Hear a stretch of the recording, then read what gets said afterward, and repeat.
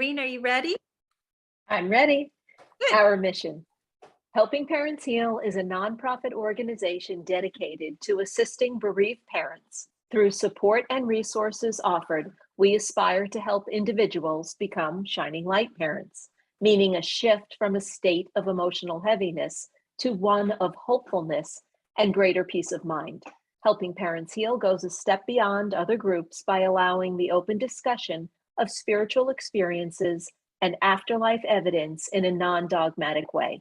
Helping Parents Heal affiliate groups welcome everyone, regardless of religious or non religious background, and encourage open dialogue. Attendance at all meetings are voluntary. All discussions that take place at affiliate led meetings are confidential. We hope that participants will learn from and share with each other. Zoom meetings run by leadership are not confidential. These meetings typically feature guest presenters and are posted on YouTube so that affiliate members worldwide can watch and benefit. Neither type of Helping Parents Heal meeting is designed to replace traditional therapy or spiritual counseling. Helping Parents Heal offers a wide variety of speakers, allowing parents to learn about many possible ways to heal. This includes presenters covering progressive topics such as afterlife evidence and connecting with our children who have passed. The views expressed by our guest speakers may or may not reflect the opinions of Helping Parents Heal leaders and members, so we ask that you take from their presentations whatever may benefit you personally. Thank you so much, Irene. And Steve, members, if that's possible, although Stephen has worked in multiple capacities inside the entertainment media industry,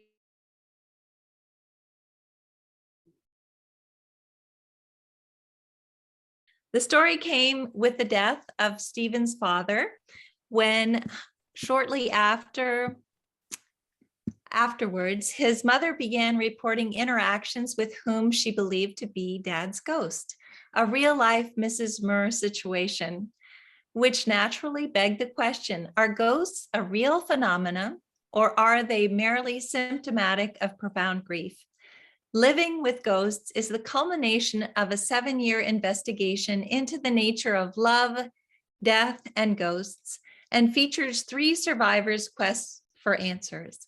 So with that, I'd love to turn it over to you, Stephen, and welcome you to Helping Parents Heal. Welcome, Stephen. Thank you, Elizabeth and Irene. Great to be here. It's a real honor to be able to share this film before Helping Parents Heal. I know Helping Parents Heal is a very progressive organization, which is really right up my alley. So thank you for having me. And I'm really excited to talk about the film. I thought we'd start by, I'll share the film, the trailer with you. The trailer is really the first 2 minutes of what you just saw. So unfortunately, people who are watching this on the recording did not see what the group just saw just now, but I'm going to make the short version of the film available for free at the link that will be provided along with the link to the recording, along with a way to see the full feature for a small donation. Okay, so I'm going to go ahead and play the trailer. I'm going to share. I can still share my screen, right? Is that right? Yeah. Okay. Yeah, should be able. Let me make this happen as quickly as I can. Share screen. Okay. Share. Okay.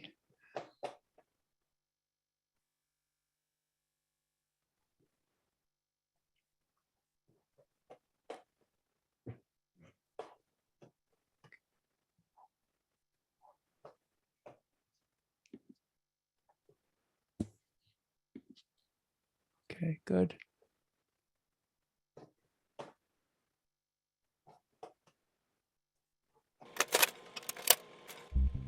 That whole year after I found out what happened was just a blur. I don't remember it. I think maybe subconsciously I suppressed it because I didn't know how to deal with it, or I didn't want to accept what had happened. But she was a mess. She really just was.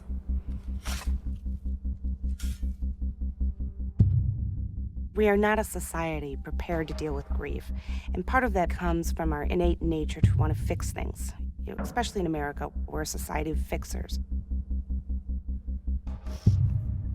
We're used to getting better. We're being, sold all kinds of stuff to make us better, but nothing prepares us for when it doesn't. That's my business. Mom, if you're living alone, having conversations with ghosts, that's my business too.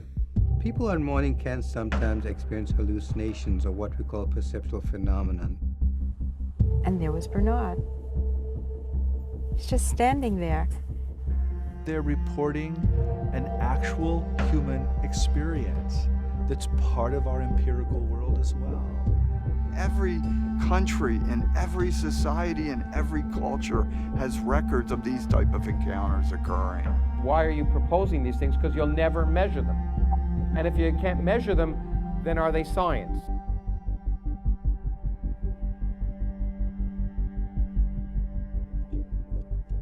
This is more of a dimension that I'm not comfortable with.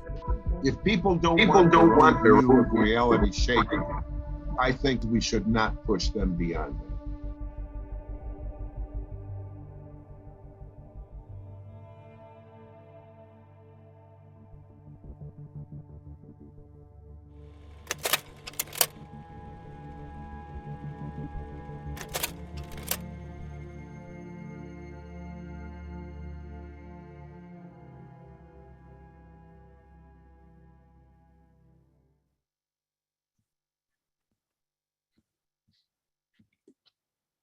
This is wonderful. So let's see, I need you to unmute if you can. There you go. And so I would love to be able to ask you a few questions. First of all, could you tell us why you decided to make the film in the first place? I sure will. My dad died. That's how it started. My father died, and my brothers and I, we all congregated in Florida where my parents lived. And my mother was inconsolable, of course. She had been by my father's side for 60 years or so. And we did everything we're supposed to do when somebody dies. We got her into grief counseling. We got her own therapist. We got her into religious services. We pretty much did everything you're supposed to do, but nothing was really helping. So we ended up, we stayed there as long as we could, and then we had to return to our lives out of state. And then a couple of months later, the phone rang, and my mother seemed a little bit lighter. She seemed a little bit happier. And I said, Mom, whatever you're doing, keep doing it, but what's going on? And she said, Stevie, I think your father's still in the house. So I did not know what to make of that. But of course, I want to know more what she was talking about. More importantly, I was just happy that she was just feeling better. She was feeling lighter. Now, my mother continued on this upswing because she was talking to what she felt like was my dad in the house. And she continued to improve. And soon she was starting to reintegrate back into her social circles. She was just better. But she made the mistake of sharing her good fortune with her grief counselor, who said, Irene, I'm glad you're feeling better, but that's really a short-term solution to a long-term problem. That's really not the way through grief. So that made me pretty unhappy, as you could imagine. My mother was doing well, and suddenly she took a downturn. So I decided to go down to Florida with a camera crew because that's what I did. I wanted to film. I didn't know what I was going to get. I just knew that there was something wrong going on. Intuitively, I hadn't done any research yet, but I knew something was wrong with what was happening there. And I did enough research when I got down there to learn about a guy named Dewey Rees. Dewey Rees was a physician in the 1970s who did a study in Wales where he interviewed 300 widows and widowers. And he asked the simple question, what's helping you get through grief the most, the best? And he was really surprised to find out that the most popular answer was, getting a visit from my deceased loved one. That was really the game changer for me. So here I was armed with this research, this information that 50 years ago or so, it's already been discovered that these things happen pretty regularly. And I think it was 50% of the study found that 50% of these widows and widowers were having these experiences. And this is what eventually led to what's in the DSM now called the normal hallucinations of bereavement. So doctors and grief practitioners are instructed not to pathologize anyone who's talking about these kind of visits. And yet this is what was happening to my mother. So that's how it got started. And I ended up following my mother around with a camera to her sessions, her neighbors, her neighbor's daughter-in-law. I got a kind of a circle of people who were going through grief, and I was kind of capturing what was happening in terms of bouncing off of other professionals in the grief field and how they were reacting to them. That's where I'll stop for now. That's beautiful. Well, could you tell me how frequent after-death communication is based on what you have seen in your own work? Okay, so the short answer, it's around 60% or so, but the more detailed answer would be there's been about 9 studies between 1958 and 1998, 9 studies. And in those 9 studies, similar studies to the one I just described, the least amount of people having these kind of visitations were in the neighborhood of 47%. And as high as, that's the lowest number, as high as other studies, it went up to 90%. So somewhere in that range, between 47% and 90% of people are having these kinds of visits. And visits can be any of the senses involved, just visual or auditory or olfactory. If you feel like the person's presence is kind of around you, that's considered a visit. That's beautiful. So I was wondering if you could explain to us why you use the word ghosts in the title. It's kind of a loaded word. And obviously we never talk about our loved ones as ghosts. Maybe you could expand on that just a little bit. Yes. Well, first of all, I want to apologize to anybody who was offended by that. I certainly don't want to offend anyone. I have gotten a lot of heat for that word. Out of everything in the film, I didn't expect the title would come back to me with so much pushback, but that's gotten the most attention. And I simply like the word because the word ghost has many connotations, right? There's the literal meaning like phantoms, and there's a widow in the story that actually experiences the presence of her husband, and she communicates with him, and I would say that's a literal interpretation. And there's also that metaphorical connotation, right? And in the protagonist in the story, she's haunted by the memory of her husband. She doesn't get visits, but she's haunted by his memory. So the word ghost applies to all the people who are grieving in the film. So I like that aspect. I also like that it kind of grabs you a little bit. It does get attention, the word. Also, lastly, I thought Patrick Swayze really changed the way people would feel about the word ghost. Unfortunately, maybe it's not enough, but I felt like it was a safe word. And here's a quick funny story. Bill Guggenheim, I think a lot of people here might know who Bill Guggenheim is, who wrote Hello from Heaven, the seminal work in after-death communication. He termed the phrase after-death communication. After I finished the film, I sent him a copy of the film and I said, Bill, I'd like to get your opinion on this. I really wanted his approbation. I wanted his support. I wanted him to give me an endorsement. He was kind of like my intellectual dad in a way. And he wrote me back a pretty scathing email saying, I will not watch your film. I'm not interested in reading any books or seeing any movies with the word ghost in it. Ghost is a pejorative word. It makes people think of Halloween and spookiness and haunted houses. And that's not what this is. And so that was that. Oh. But the good news is at the IANS, the International Association for Near-Death Studies, where the film premiered, I can see who's clicking in to watch the film? And I saw Bill Guggenheim name flash along the screen. So even though he wouldn't watch my film when I presented it to him, apparently when it was shown at IANS, then he was willing to at least check it out. That's very interesting. I was just on a panel with Bill last week, and we certainly do love Hello from Heaven. It's one of our favorite books. But mine too. Yes, and I'm sure you must really like it as well. Could you tell us a little bit about the continuing bonds theory? Is that something that you could explain a little bit? Oh, sure. Yes. So this movie's really not about ghosts. It's about continuing bonds. That's really what it's about. I think it was 1917 that Freud came out with a paper called Mourning and Melancholia, where people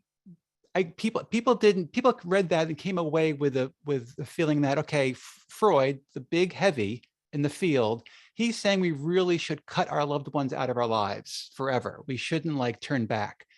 And that's not actually what he wrote, but people read that and came away with that impression. And that had a life of its own, had momentum. And even today, a lot of people think in the grief field and in the psychology and psychotherapy that you're really supposed to just sever ties.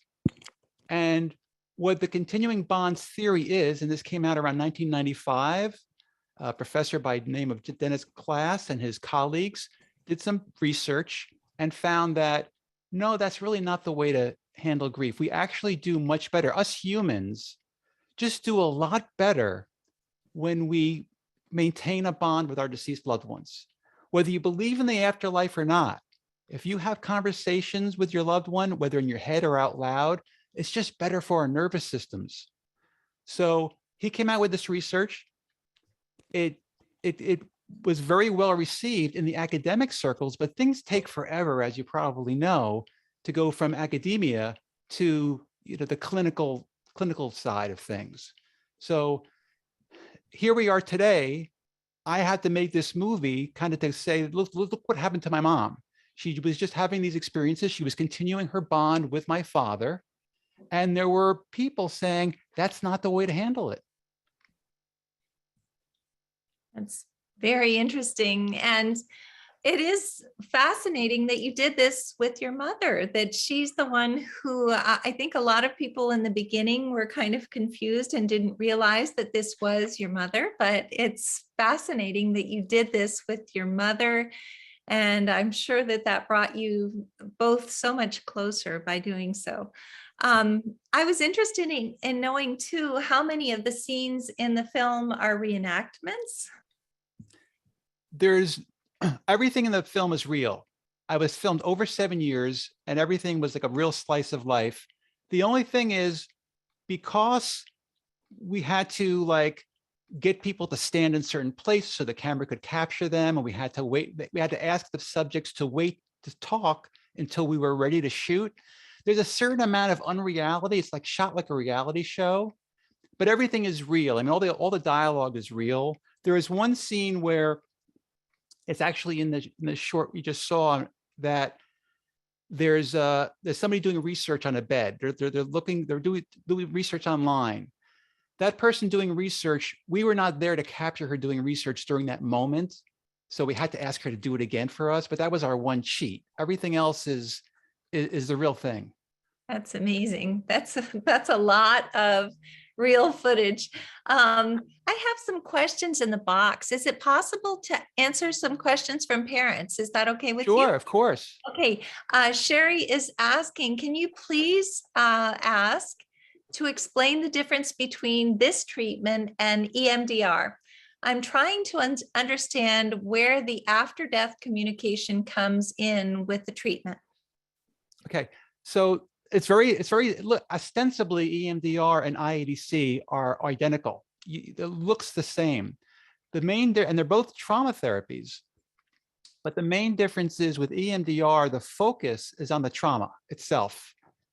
And with IADC, the focus is more on the sadness. It's coming at it from a different perspective.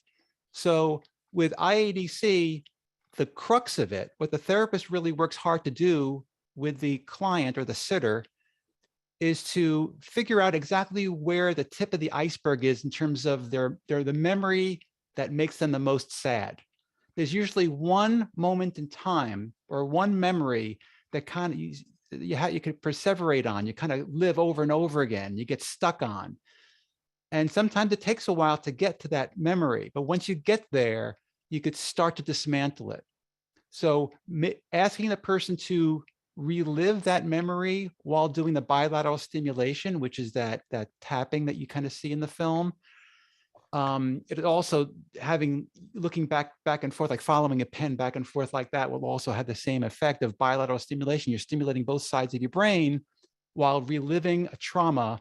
It somehow exorcises you of that trauma. So that's the main differences between those two therapies. Thank you. That's wonderful. It's interesting because we have a lot of discussion about the title going on in the chat box.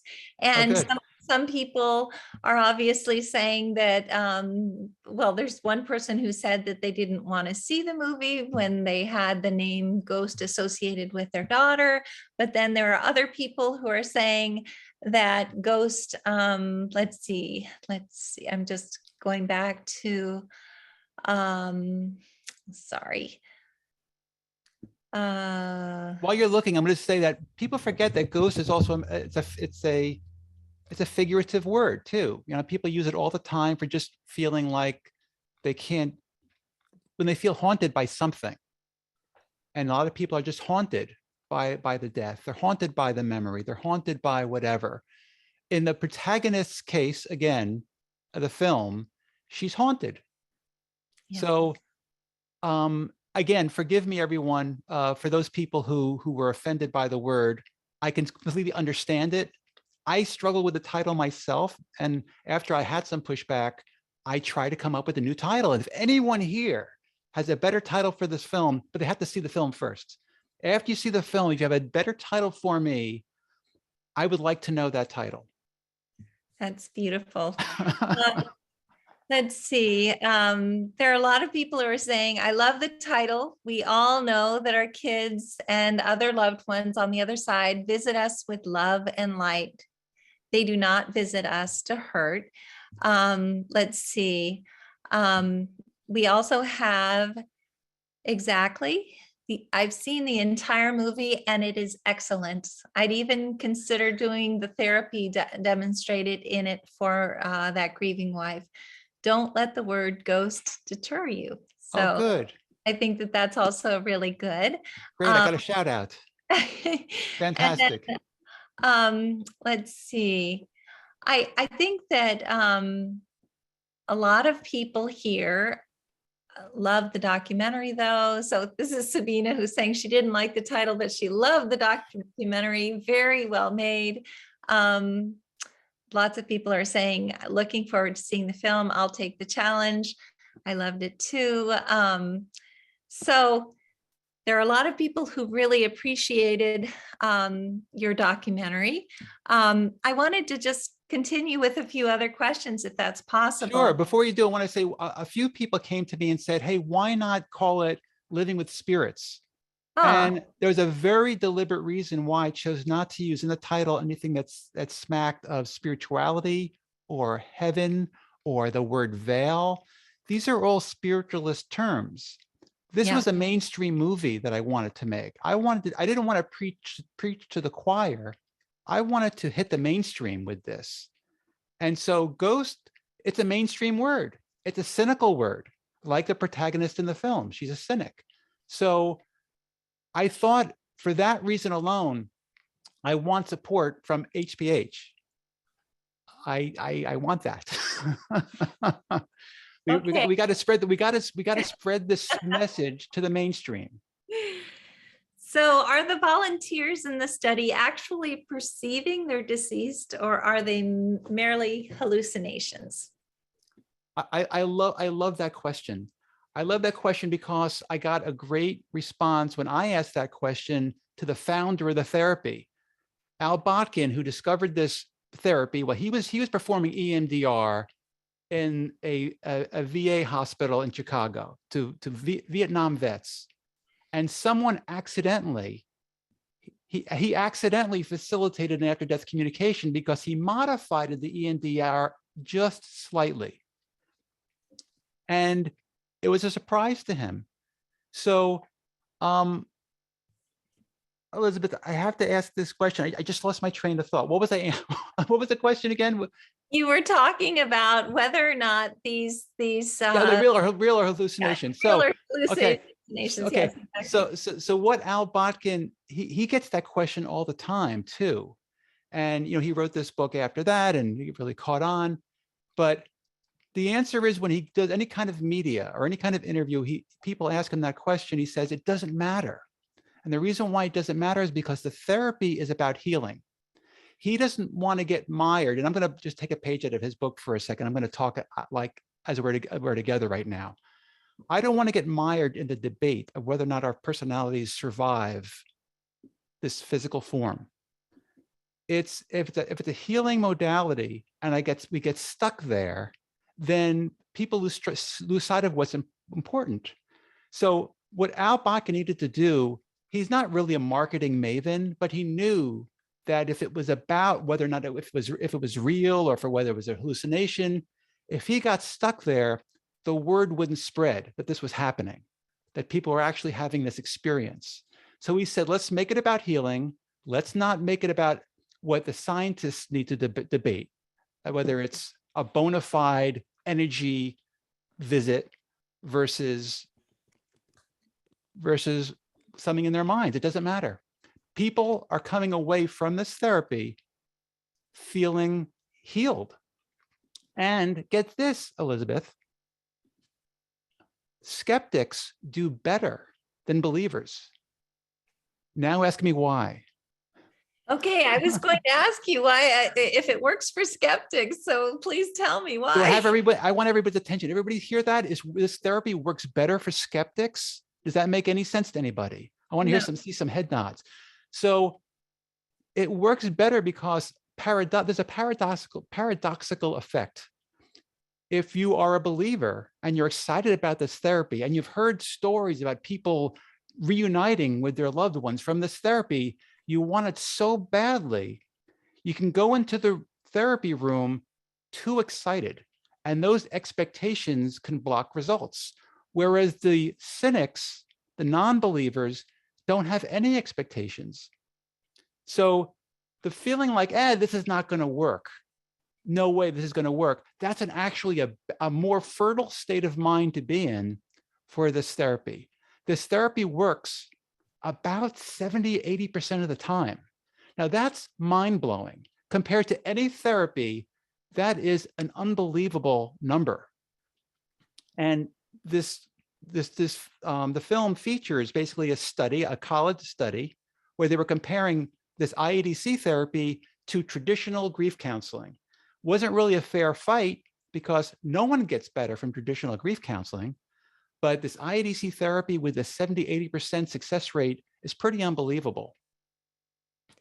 That's wonderful. And it's pretty exciting that skeptics get more out of it than people who believe in the process. So I would love to hear also if it works for pets. Is it something that you've seen success with pets? I know, and I'm speaking on behalf of the counselors. I didn't actually see somebody actually come into the therapy room. We didn't film anything like that, but I could tell you because I'm on these Q&As with these other therapists, and well, I'm not a therapist, but these therapists who are doing IADC, and apparently, yes, people do come in and ask for the therapy with their pet. I don't actually know what the therapy could feel like, but apparently, if you own a pet, you know what it feels like when your dog or cat is in the room with you. Okay, we lost you for a few seconds. Could you maybe just say that last sentence? Sure. It does work for pets.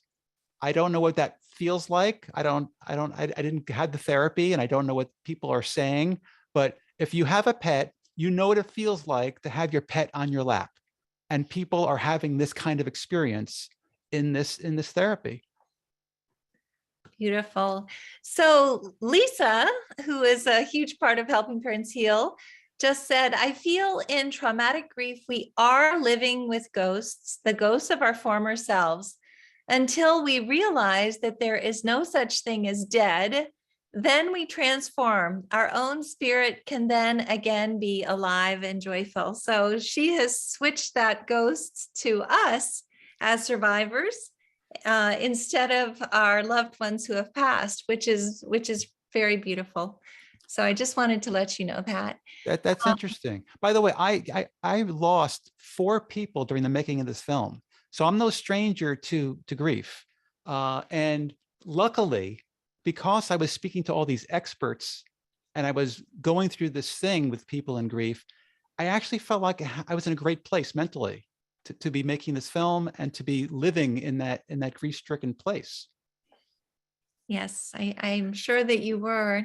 And I have another question, and I was wondering if it's possible to administer IADC remotely. Is that something that can be done? Yes, just like everybody during COVID was doing like teletherapy, IADC can be done that way. And people will ask, well, how do you do bilateral stimulation over computer? But basically what happens is the therapist asks you to do it to yourself like this. That's bilateral stimulation. And you do that while you're being coached through reliving the trauma. That's beautiful. We have a wonderful therapist who does this for us with the MDR, and it's called Biomi healing technique, and she does it by Zoom for our parents once a month, and it's very similar to what you're talking about. So I do know her name is Judith Hancock, and I do know what you're talking about. That's amazing. But anyway, so tell me a little bit more about your film right now. You've won multiple awards. Or been nominated for multiple awards? Could you tell us a little bit more about that? Elizabeth, that might be my favorite question. I'm just kidding. So the film has won, I believe it's 8 awards now, including Best Documentary and Best Feature Film in the festival circuit. So that's exciting. But of course, my main drive, though, is really in just getting it out there to people. What I'm really hoping is, I'm hoping to get the film on PBS. And I found out the hard way that corporate sponsors aren't really so excited about this message, our message, but I think getting it on PBS will be good. Now, they've seen the film, they like the film, but it is going to be costly. I didn't know this, but it actually costs money to get films onto PBS. You have to cut it to make it PBS friendly, and you also have to pay a presenting station fee. It's a whole thing, but it is going to happen. It's probably going to happen sometime next year, but I do need to try to get the funds together. So that's why I'm doing these fundraisers, and I'm trying to collect to get it out there, but it will happen. Well, congratulations. And so have you been able to attend any film festivals during COVID, or have they been pushed back, or what's happening that way? I chose not to go leave my house during COVID. There's been some festivals have been live and some have been just virtual.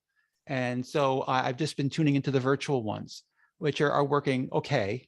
Of course, it's nice to be able to be in the room when people are watching the film. That way you can really feel like the room and their attitude towards the film. So I didn't get that experience, but I'm alive, right? I didn't get COVID, I didn't get sick, and I'm okay. Well, that's good. the saving grace. So Mel is asking, is there an IADC organization? How do you find a therapist? Could you maybe yes, tell on her? the web, yes, on the website, which is on my website, which is livingwithghostsmovie.com. There's one tab for resources. If you go to that resources tab, there's a directory of all the therapists in the United States that have IADC as part of their repertoire.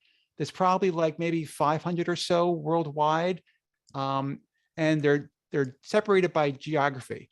So if you can pick a therapist in your state, then you're good, because even if you can't, they're too far from you in your state, you could do teletherapy with them. Wonderful. And then I have Debbie asking, what type of healing technique does Judy Hancock do? So it's Shiomi healing.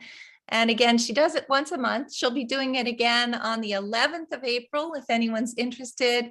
Very similar to what you're talking about, Stephen. So it's we're very fortunate to have Judy helping us with this, and completely free of charge. But anyway, so I also just want to know, is this a movie that you plan to do a sequel to, or are you done now? Is this your last movie about living with ghosts? You know, this is going to be hard to make a sequel of. It's probably, I like the afterlife. I like that theme, but I think that there's probably going to be the only movie that's like this exactly. I probably am not going to feature, you know, modalities or therapies that help you connect, but I do like the genre. So has it changed your own way of thinking about things? It has. I mean, the movies, you know, when I started out, I mean, I didn't share this story in the beginning, but I could share it now, because when I started out, I did not know what to make of after death anything. I was always open to it. I used to watch John Edward, and I was very curious about it all, but I was always had I think a healthy amount of skepticism.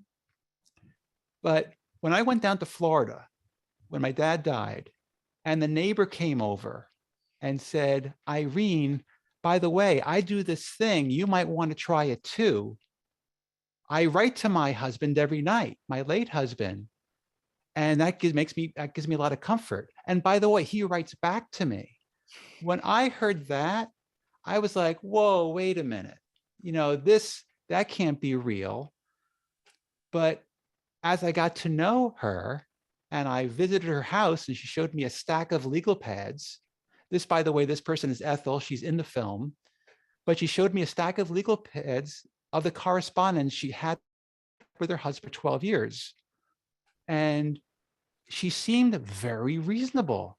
She seemed bright. She seemed delightful conversationalist. She was not schizophrenic in the least. And yet she was having this kind of postmortem relationship. And I thought, you know what, maybe there is something to this. So that's where I started to kind of yield to the spiritualist movement. And in the making of this film, talking to experts, having my own experiences, which you really can't top your own experience. Yes, I am a believer now, but I won't admit that yet, because I'm also trying to get this film out there to the mainstream. I try to make ostensibly, at least, I try to make a mainstream film. I don't want people to know exactly where I fit. And I want people to see this as a very balanced film, and that it's not propaganda. So to everyone else who asked me that question, I'm going to kind of toe the line. But for you, Elizabeth and HPH members, I'm going to admit that, yes, I'm a believer now.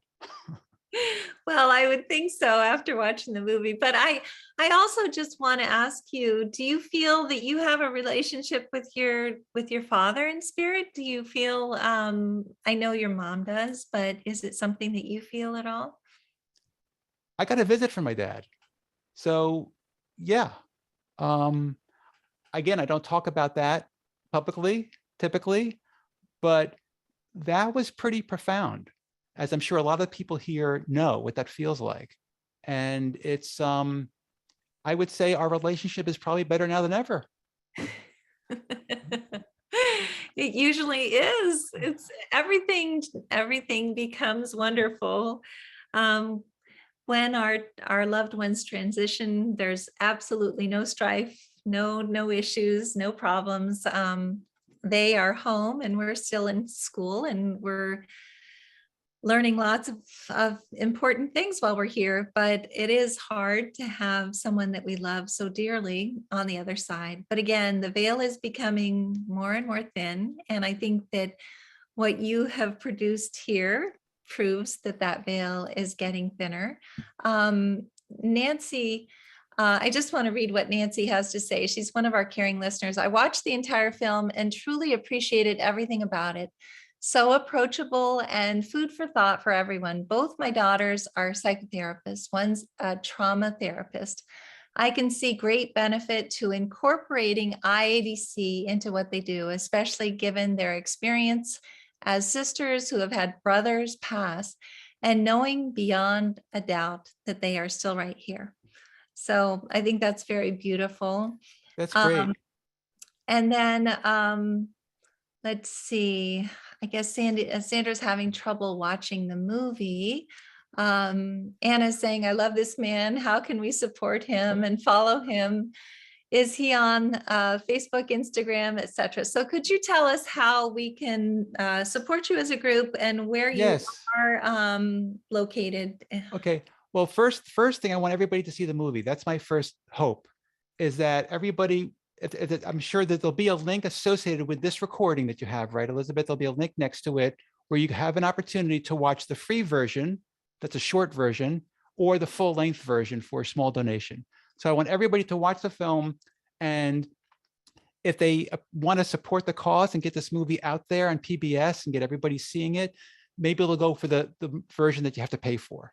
In terms of supporting me personally, I want an attaboy from your members. You know, I don't know exactly what I'm going to do in my own website. If I'm going to have, I don't know if I'm a podcaster type. I don't know if I'm going to ever do that, but I do want to have something on my website where I could be more accessible and talk to people about these kind of experiences. Maybe I could start out with talking to people from this group on my website and just asking them like one-on-one, like interview them. And maybe we'll make a little movie out of those interviews, something like that. How's that sound? Sounds wonderful. And we truly appreciate you. And it's time now. We've gone through the whole hour, but I want to let you know that perhaps we can have you back at some point. Sure. We'll definitely post the link to your movie so that people can watch it with the YouTube video. And we always ask everyone to unmute and say thank you and goodbye at the end of the session. So hopefully everyone is able to do so. And thank you so much. Yes, thank you. Thank you. Thank you. Love the movie. Thank you. Thank you. Nice to see you. Thank you. Thank you. Thank you. Thank you. And we'll see you Thank sometime. you. Thank you, Stephen. Thank you all. Thank you.